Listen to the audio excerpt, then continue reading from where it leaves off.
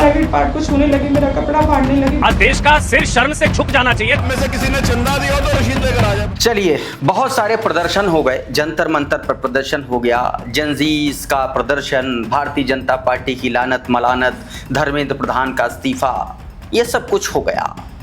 और ये सब कुछ होते होते इधर उत्तर प्रदेश में और उत्तराखंड में कांवड़ यात्रा शुरू हो गई। तो कांवड़ियों का अपना तांडव जो सड़क पर हो रहा है उसकी भी तस्वीरें आप देख ही रहे होंगे। लेकिन इस बीच, इन तमाम सारे घटनाक्रमों के बीच आपको एक खबर नहीं पता चल पाई होगी। खबर दरअसल मिलॉर्ड से जुड़ी हुई है, अदालत से जुड़ी हुई है। मिलॉर्ड को लगता ही नहीं है कि देश के गद्दारों को गोली मारो सालों को किसी तरीके से कोई ये बयान, कोई ये नारेबाजी मंच से भड़काऊ लगती है। दिल्ली का विधानसभा चुनाव 2020 का और उसी के दौरान का एक वीडियो, अनुराग ठाकुर जिनको वो नारा लगाए जाने के बाद उनको बाकायदा सम्मान मिला, भारतीय जनता पार्टी ने उनका कद बढ़ाया।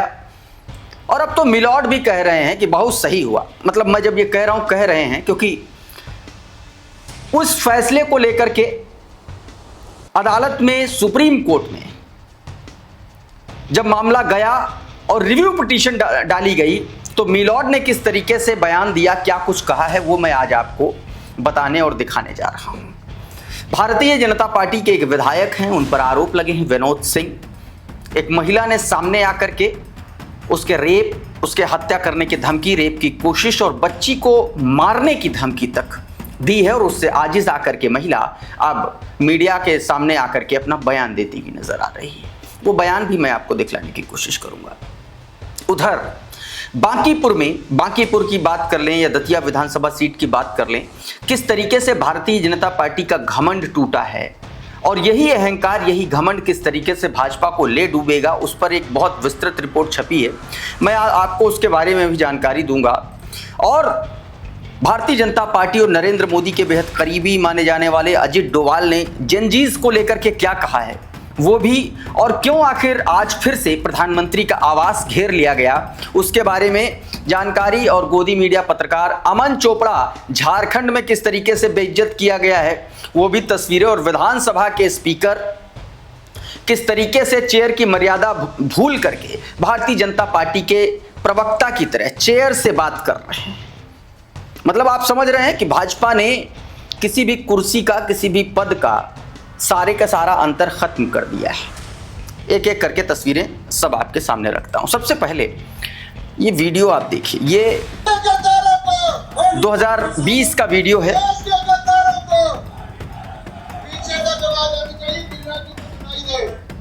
देख रहे हैं, ये अनुराग ठाकुर हैं, 2020 के दिल्ली के विधानसभा चुनाव से के आसपास का ये वीडियो। और उसी दौरान ये नारे लगा रहे थे। इस नारे पर बड़ा हंगामा मचा, बवाल हुआ, क्योंकि ये नारा सीधे तौर पर भड़काऊ नारा था। ये नारा सीधे तौर पर अभद्र, बदतमीज, गालीबाजों वाला नारा था। ये नारा सीधे तौर पर भारत की मूल आत्मा को तोड़ देने वाला, खंड खंड कर देने वाला नारा था। और इसके बाद इस बदतमीजी और इस बेशर्मी को लेकर के लोग अदालत गए। अदालत का लंबी कार्रवाई चली और अप्रैल में ये पूरा का पूरा मामला खत्म हो गया था। फिर इस पर रिव्यू पिटीशन दाखिल की गई और उसके बाद जो मिलॉर्ड ने कहा है वो मैं आपको बता देता हूं। आपके स्क्रीन पर जरा ये खबर देखिए, बार एंड बेंच की खबर है। सुप्रीम कोर्ट ने CPIM, communist party of India Marxism की नेता वृंदा करात की उस समीक्षा याचिका को भी, रिव्यू पिटीशन को खारिज कर दिया, जिसमें 29 अप्रैल के उस फैसले को चुनौती दी गई थी। उस फैसले में कहा गया था कि दिल्ली के विधानसभा चुनाव प्रचार के दौरान भाषणों को लेकर के बीजेपी नेता अनुराग ठाकुर और प्रवेश वर्मा के खिलाफ कोई संज्ञेय अपराध नहीं बनता। मतलब देश के गद्दारों को गोली मारो सालों को, ये फिर किसके लिए कहा गया था। कोर्ट ने अपने पुराने फैसले को पर दोबारा विचार करने का कोई आधार ना पाते हुए रिव्यू पिटीशन को चैम्बर में ही खारिज कर दिया। जस्टिस विक्रम नाथ, जस्टिस संदीप मेहता की बेंच ने पहले ही करात की उस अर्जी को खारिज कर दिया था, जिसमें रिव्यू पिटीशन पर ओपन कोर्ट में सुनवाई करने की मांग की गई थी। 29 जुलाई को बेंच ने रिव्यू पिटीशन भी खारिज कर दिया। बेंच ने कहा कि हमने रिव्यू पिटीशन और उनके समर्थन में दिए गए आधारों को देखा है, हमें उस आदेश में कोई गलती और खासकर ऐसी कोई साफ गलती नहीं दिखती जिसके ऊपर उस पर दोबारा विचार करने की जरूरत हो। बताया जा रहा है कि यह मामला जनवरी 2020 में दिल्ली विधानसभा चुनाव के दौरान दिए गए भाषणों से जुड़ा हुआ, जब नागरिकता संशोधन अधिनियम CAA के खिलाफ विरोध प्रदर्शन हो रहे थे, जिसमें शाहीन बाग में हुए प्रदर्शन भी शामिल थे। CPIM नेता वृंदा करात ने ठाकुर और वर्मा के खिलाफ भड़काऊ बयान देने के आरोप में आपराधिक मामला दर्ज करने की मांग की। उन्होंने ये पहली घटना 27 जनवरी 2020 को हुई, जब अनुराग ठाकुर, जो उस समय वित्त और कॉरपोरेट मामलों के केंद्रीय मंत्री राज्य मंत्री थे, उन्होंने रिठाला में एक चुनावी रैली को संबोधित किया। रैली के दौरान उन्होंने एक ऐसा नारा लगवाया जिसको शब्द देश के गद्दारों को गोली मारो सालों के थे। दूसरी घटना 28 जनवरी 2020 को प्रवेश वर्मा द्वारा की गई टिप्पणियों से संबंधित है, जो उस समय पश्चिमी दिल्ली से सांसद थे और अब दिल्ली के उप मुख्यमंत्री हैं। चुनाव प्रचार के दौरान दिए गए बयानों और इंटरव्यू में वर्मा ने चेतावनी दी कि अगर शाहीन बाग के प्रदर्शनकारियों को नहीं रोका गया तो आखिरकार घरों में घुसेंगे और लोगों के साथ बलात्कार करेंगे और उनकी हत्या कर देंगे। करात ने सबसे पहले दिल्ली पुलिस से संपर्क किया और मांग की कि वो ठाकुर और वर्मा के खिलाफ समूहों के बीच दुश्मनी को बढ़ावा और धार्मिक भावनाओं को ठेस पहुंचाने के अपराधों के लिए भारतीय दंड संहिता IPC की धारा 153A, 295A और अन्य प्रावधानों के तहत आपराधिक मामला दर्ज करें। और उसके बाद ये मामला सुप्रीम कोर्ट आते आते सब कुछ मामला जो है खत्म हो गया। ये मिलॉर्ड ने किया है। मिलॉर्ड को इतने साल बाद, 5 साल बाद कुछ भी नहीं मिला, 6 साल बाद, जबकि सीधे तौर पर किस तरीके से उसके बाकायदा वीडियो फुटेजेस हैं, बयान हैं, सोशल मीडिया पर हर जगह हैं, लेकिन मिलॉर्ड को नहीं लगता। अब क्यों नहीं लगता ये बताने की जरूरत नहीं है, आप सब समझदार हैं। आगे बढ़ते हैं, इसी को लेकर के देखिए। उमाशंकर सिंह लिख रहे हैं कि शानदार, सुप्रीम कोर्ट से यही उम्मीद थी। भारत की सर्वोच्च न्याय व्यवस्था में देश का विश्वास और पुख्ता हुआ। उधर उत्तर प्रदेश में भारतीय जनता पार्टी के एक विधायक, ऐसा दावा किया जा रहा है, आरोपों में कहा जा रहा है, सुल्तानपुर से भाजपा विधायक हैं विनोद सिंह, उनके खिलाफ यौन शोषण के गंभीर आरोप एक महिला ने लगाए। मैं चाहता हूं कि आप वीडियो का एक हिस्सा सुने कि किस तरीके से पुलिस के बड़े अधिकारी, तमाम सारे अफसरों के नाम लेकर के बताए गए कि किस तरीके से भाजपा के उस विधायक के वो लोग रिश्तेदार हैं और रिश्तेदारी का पूरा फर्ज अदा करते हुए इस एक अकेली महिला के खिलाफ संगठित तरीके से इसको परेशान किया। और विधायक जी पर सीधा आरोप है कि रेप करने का कोशिश करते रहे, शोषण करने का दबाव बनाते रहे, नहीं मानने की कंडीशन में बच्ची को भी मारने की धमकी देते रहे। आपकी स्क्रीन पर है, जरा ये बयान सुनिए। धनंजय यादव हमेशा मुझसे कहते थे कि अगर आप सर की बात नहीं मानेंगी, नहीं जाएंगी, तो मैं आपकी बेटी का या आपका मैं सामूहिक बलात्कार करवा दूंगा। मेरी बेटी मात्र 10 साल की है, लेकिन लास्ट टाइम 3 जून को ऐसा हुआ कि वो शराब के नशे में धुत थे। उन्होंने मुझे फिर बुलाया, धनंजय यादव आए मुझे बुलाने मेरे फ्लैट पे, हम लोग एक ही अपार्टमेंट में रहते थे, तो वो आए मुझे बुलाने। तो जब मैं गई वहाँ पे तो उन्होंने एकदम से मेरे ऊपर वो अटैक कर दिए, मतलब मेरे प्राइवेट पार्ट को छूने लगे, मेरा कपड़ा फाड़ने लगे, वो करने लगे। मैंने उनको धक्का दिया, मैंने कहा ये सब आप क्यों कर रहे हैं, आप मेरे पिता तुल्य हैं, ये सब आपको शोभा नहीं दे रहा। तो उन्होंने कहा अगर तुम मेरी ऐसी कोई बात नहीं मानोगी तो मैंने बहुत लोगों को ठिकाने लगा दिया है, बहुत लोगों को मैंने ख़त्म कर दिया है। सबसे बड़ी बात है कि प्रशासन भी उनके साथ मिला है, उनके अपने जीजा DG हैं आलोक कुमार सिंह, और मृत्युंजय सिंह इस समय है सर्विलांस प्रभारी महाराजगंज के, वो मेरी लोकेशन निकाल के इनको देते थे। विक्रम सिंह है थाना प्रभारी हजरतगंज, इंस्पेक्टर हैं वो वहाँ पे। मैंने कई बार उनसे शिकायत करने की कोशिश की लेकिन उन्होंने मेरी नहीं सुनी। मेरा कहाँ की है? ये सदर सुल्तानपुर के। क्या नाम है पूरा? विनोद सिंह। और अब बात करते हैं बीते दिन आए विधानसभा उपचुनाव के नतीजों की। 3 सीटों पर उपचुनाव था, जिसमें से 2 सीटें भारतीय जनता पार्टी बुरी तरीके से हार गई। 1 सीट बांकीपुर भारतीय जनता पार्टी का गढ़, वर्तमान में जो भारतीय जनता पार्टी के राष्ट्रीय अध्यक्ष नितिन नबीन, ये उनकी बेस्टियन सीट थी।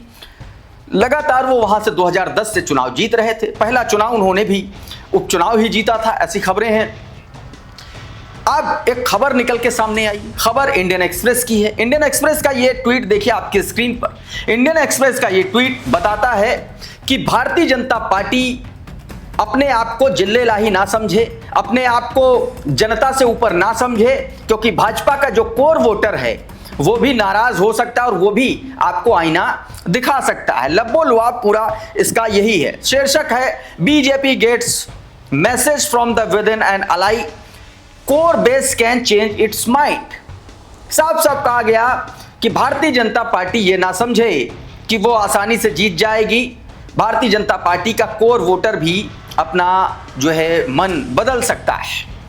सीधे सीधे ये बात कही गई बांकीपुर में जिस तरीके से हुआ, जिस तरीके से नरोत्तम मिश्रा को दतिया में दरकिनार किया गया और वहां पर जिस तरीके से गुटबाजी हुई, हालात ये बने कि नरोत्तम मिश्रा का अपना बूथ हार गया और उसके बाद तमाम सारे ऐसे बूथ जो भारतीय जनता पार्टी के बड़े नेताओं के थे वो हार गए। नितिन नवीन, रविशंकर प्रसाद जो उनका अपना बूथ था बांकीपुर में, वो चुनाव हार गए।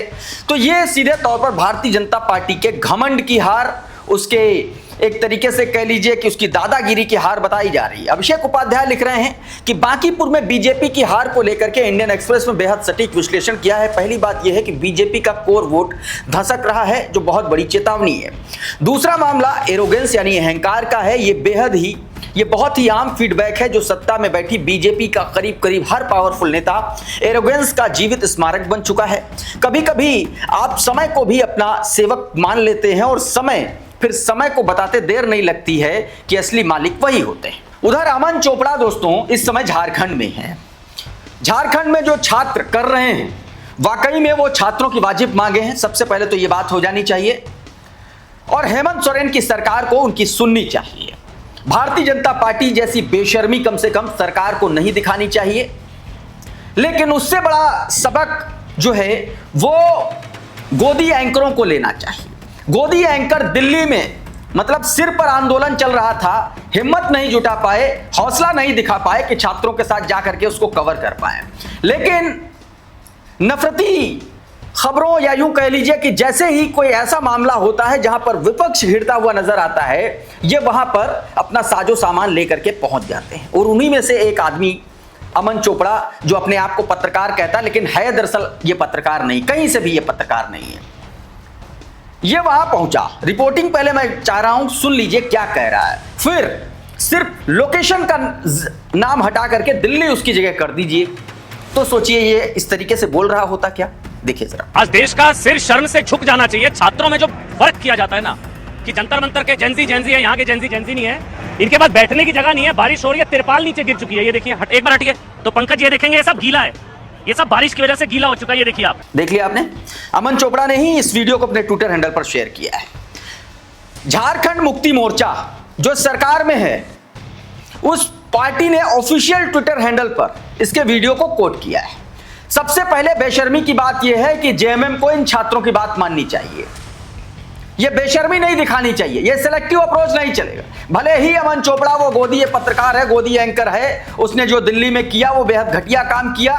भले ही गोदी मीडिया नरेंद्र मोदी के चप्पल चाटता हो, लेकिन अभी जो सवाल उठ रहे हैं और तमाम सारे लोग सवाल उठा रहे हैं उस पर जेएमएम को बोलने का कोई हक अधिकार नहीं है। तो जेएमएम ने ही इसके ट्वीट को कोट किया और लिखा कि जंतर मंतर पर भाजपा का ये दलाल गायब रहा। आज छात्रों के सबसे बड़े हितैषी बने घूम रहे हैं, पर कल तक ये छोटी छोटी बच्चियों पर एफआईआर के लिए स्टूडियो से चिंगार रहे थे। और बात एकदम लॉजिकल है, वाजिब। भारतीय जनता पार्टी ने किस तरीके से कुर्सियों को, पदों को, ऑटोनोमस बॉडीज को अपना गुलाम बना लिया है उसकी एक वानगी आपको दिखाता हूं। उसकी वानगी देखने को मिली आज उत्तर प्रदेश के विधानसभा भवन के भीतर सत्र के दौरान, जब विपक्षी सांसदों ने समाजवादी पार्टी के विधायकों ने विधानसभा के भीतर समाजवादी पार्टी के विधायकों ने चंदा चोरी और चढ़ावा चोरी के मामले पर प्रोटेस्ट शुरू किया, तो चेयर पर बैठे हुए, चेयर किसी पार्टी की नहीं होती है, चेयर पर बैठे हुए सतीश महाना ने भारतीय जनता पार्टी के एक समर्पित कार्यकर्ता को भी पीछे छोड़ दिया। देखिए इनका ये बेशरम बयान। अब में से किसी ने चंदा दिया हो तो रसीद लेकर आ जाए भाई यहाँ पे बीच में। आप लोगों में से किसी ने कोई चंदा दिया हो तो रसीद लेकर आ जाओ भाई, यहाँ जरा देखे तो सही आपका कौन सा पैसा चोरी हुआ, जरा रसीद लेकर आ जाओ जितने खड़े हो यहाँ पे। चुनाव आ रहे हैं तो भारतीय जनता पार्टी अपने मोड में आ चुकी है। वैसे भी छात्रों ने जिस तरीके से इनके नाक में नकेल डाली है उससे अब इनको हिंदू मुसलमान ही बचा सकता है। तो उस अपनी पूरी ट्रेनिंग का मुजाहिरा करना शुरू कर चुके हैं भाजपा के नेता। डिप्टी सीएम केशव प्रसाद मौर्य ने कुछ ऐसा ही बयान दिया है। आप सुनिए जरा मदरसों को लेकर के क्या बोल रहे हैं। मदरसा बांग्लादेश का हो, चाहे पाकिस्तान का हो, चाहे भारत का हो, मदरसा तो वास्तव में अगर देखा जाए तो अघोषित तौर से आतंकवादियों को पैदा करने की फैक्ट्री। सुन लिया आपने क्या होते हैं मदरसे? प्रोफेसर इलाहाबादी लिख रहे हैं, केशव प्रसाद मौर्य से मैं बस इतना कहूंगा कि आपको मदरसे के बारे में जितना भ्रम फैलाना है फैला लीजिए। 2027 में आप अपनी स्टूल वाली कुर्सी भी नहीं बचा पाओगे। आज़ादी के बाद हिंदू हो या मुस्लिम, ज़्यादातर लोग मदरसे से ही अपनी स्टार्टिंग की पढ़ाई करते थे। ये बात इनको बयान देने से पहले अपने बाप दादाओं से पूछने की ज़रूरत थी। ये बात कही जा रही। उधर कांवड़ यात्रा उत्तर प्रदेश में चल रही है, लेकिन कांवड़ यात्रा को किस तरीके से अपराध, किस तरीके से हिंदू मुसलमान में नफरत की खाई, किस तरीके से आतंकी बयानों का एक पूरा का पूरा आप कह लीजिए कि शिगुफा बना दिया गया है, उसकी वानगी दिखाता हूं। इस वीडियो को देखिए। भाई है तो हमारे पूर्वजों की संतान, सब पहले हिंदू ही थे, सब पहले हिंदू थे। तो अगर सब ये ठान ले मिलकर के कि 4 हिंदू मिलकर के एक मुस्लिम की घर वापसी करानी है, उसको हिंदू बनाना है, तो संभव है हिंदू राष्ट्र बनना? तो आप लोग इसमें प्रयास करेंगे हैं?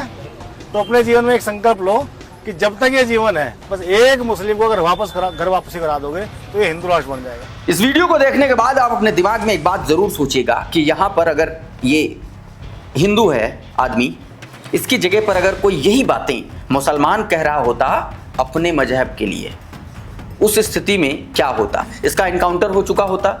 नहीं इनकाउंटर हुआ होता तो ये जेल में होता और इसके घर पर बुलडोजर चल चुका होता। लेकिन यहां पर कुछ नहीं होगा क्योंकि उत्तर प्रदेश है, महाराज जी मुख्यमंत्री हैं, वो कैसे होने देंगे? पुलिस पिट रही है तो पुलिस वाले मान नहीं रहे हैं कि मारे गए हम। इस वीडियो में बहरहाल इतना ही। बहुत बहुत शुक्रिया, बहुत बहुत धन्यवाद। आप जुड़े रहिए आपके अपने चैनल खुदरंग के साथ। नमस्कार।